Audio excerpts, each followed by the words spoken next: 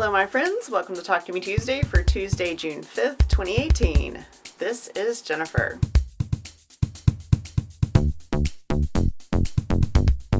I have some more Metroid quilt to share with you guys today. I finished the major part of the quilt, which is actually, I just wrote it down, it's 62 inches long. This is the center of the quilt, and then there will be something going on this side as well, which I'm not going to show because that's a little bit more of a surprise for the person I'm making it for. The other little part of this quilt, I originally was going to paper piece because the pieces are very small, and then I realized that if I paper pieced it, it was going to be 12 pages of paper piecing pattern for a 20-inch block. So I completely redesigned it and I turned it into squares so it would be square like this one instead of paper piece. The only downside is the squares are 1 1/4 inches. So when they're finished, they're 3/4 of an inch. So I will be showing you guys that next week, I hope. I have that piece about half sewn together. I have the back of this quilt already ordered, so it's supposed to be here in the next couple of days, and it's something I found at Hancock's of Paducah. They had a batik that looks very digitized, and I'm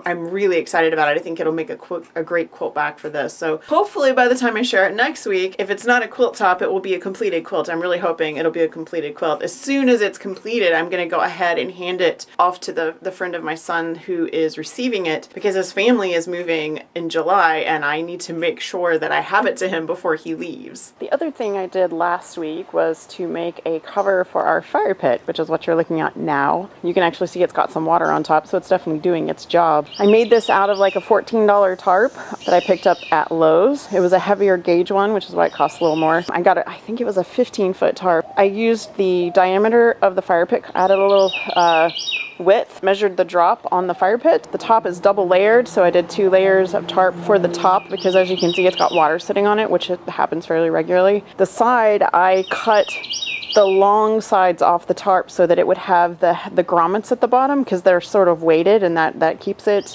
from blowing away. So that was the other thing I did last week. This took probably 2.5 hours on Saturday to finish. And surprise, Diamonds in the Rails quilt pattern is finished. It is on sewhook.com. I thought it was going to be a tutorial. I started writing it as a tutorial and it turned into a pattern. So you can print that out or you can just open it as a PDF and follow it. It is very easy. I made it scalable, so the more rails you add, like if you do 6 2.5-inch strips, you can make a 12-inch block. You can remove a rail, and make it smaller. So you can scale the quilt pattern based on how many rails you use. So that little helpful tip is in there. I'm planning on doing one soon that has 3 rails, so it'll be 6-inch blocks, because I want to do a smaller version for the Linus connection. I just haven't done it yet because I've been working on this guy and doing a whole bunch of stuff around my house. The only other thing I have to share with you guys today is a quick reminder that if you are part of the Talk to Me Tuesday block swap, that you go ahead and mail to Rainey, who is our May recipient. Rainey is all moved and settled in, and I cannot wait to see her tour, which I believe she is posting today, of her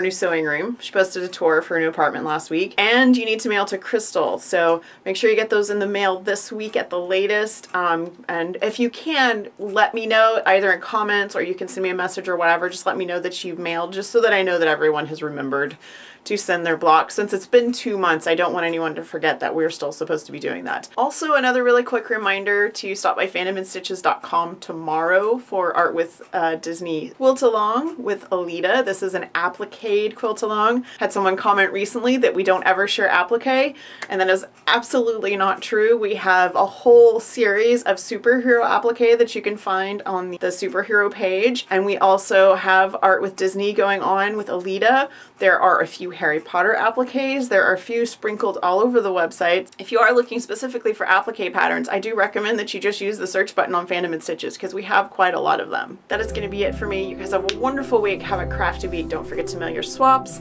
Don't forget to post your videos. Visit Sewhooked, visit Fandom and Stitches, and have a wonderful week. I will see you guys next week.